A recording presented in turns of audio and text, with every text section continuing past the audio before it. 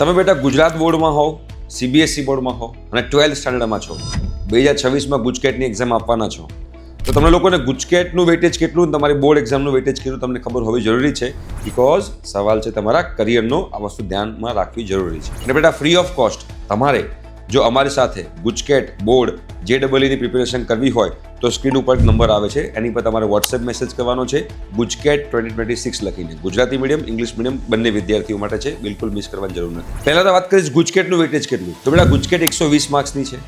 એમાં તમારા જે માર્ક્સ આવશે એના હિસાબે તમારા પર્સન્ટાઇલ બનશે અને એ પર્સન્ટાઇલના 50%. ફોર એક્ઝામ્પલ તમારા ગુજકેટમાં 80 પર્સન્ટાઇલ આવ્યા તો 80 પર્સન્ટાઇલના 50% કેટલા થાય? 40%. બોર્ડ એક્ઝામમાં તમે GSEBમાં હો કે CBSEમાં હો તમારા પર્સન્ટાઇલ બનશે અને એ પર્સન્ટાઇલ જે છે એના 50% ગણાશે. ફોર એક્ઝામ્પલ તમારા બોર્ડમાં પર્સન્ટાઇલ આવ્યા 90 તો 90ના 50% કેટલા થાય? 45.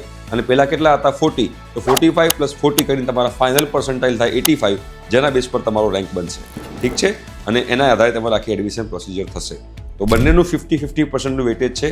તમે કોઈ પણ બોર્ડમાં હો, CBSE બોર્ડ હોય, NIOS બોર્ડ હોય, GSEB બોર્ડ હોય, કોઈ પણ બોર્ડ હોય, વેટેજ આ જ રહેવાનું છે.